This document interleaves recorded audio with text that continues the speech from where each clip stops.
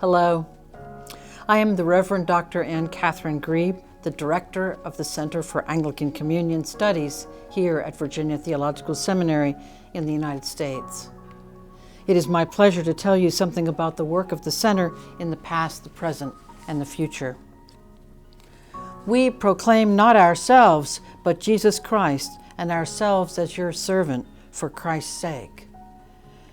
Christians participate in God's mission in the world, and generations of seminarians have been inspired by that. It is through this same call that the Center for Anglican Communion Studies aims to play its part. For almost 25 years, the Center has been a hospitable place for inter-Anglican conversation and ecumenical dialogue. In the early years, we hosted a Lutheran Anglican commission, bishops and other leaders from around the communion, and began the practice of supporting international students studying at VTS. As time moved on, we began supporting U.S. students studying and traveling abroad on cross-cultural education programs, still a core part of our work. Interfaith work, especially around the turn of the 21st century, became important, and we had the leading role in organizing the first interreligious conference on conflict analysis and peace building in Dodoma, Tanzania. We've contributed significantly to the Academy through books, articles, and workbooks. Recently, we've hosted communion sabbaticals for leaders of the Church, the Academy, and society, especially young women leaders from the Global South. We've continued hosting leading voices on campus, from Madeleine Albright to Justin Welby to bishops from across the communion. We've had significant presences at General Convention, hosting panels on mission and the future of communion and on race in the communion. And we've convened in Canterbury with bishops from across the communion, gathering every 10 years or so.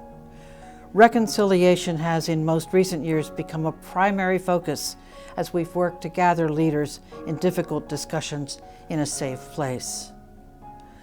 We have worked to practice and promote better community for the communion. My own work in 2 theological and doctrinal commissions on unity, faith, and order has shown me how important building these relationships is for the welfare of the Anglican communion.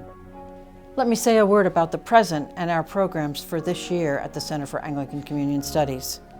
Our theme for this year has been the Anglican Communion and Latin America. So we began with a forum on how colonialism worked, and then we talked about liturgy as incarnation and enculturation with 2 virtual guests from Brazil, Paulo Uedi and the Reverend Luis Coelho. And on November 2nd, the Day of the Dead, we spent an evening thinking about how to deconstruct stereotypes of Latinx people with the Reverend Javier Garcia Ocampo and the Reverend Katherine Campbell. In this spring, we began with a program with the Most Reverend Frank Griswold, former presiding bishop, on Mary and the Communion of Saints. Then we turned our attention to the all-important question of immigration and the rights of immigrants. We spent an evening with the Reverend Canon David Ulloa Chavez, Canon for Border Ministries from Arizona, talking about a theology of the border and what it means to be in solidarity with people struggling to become citizens here.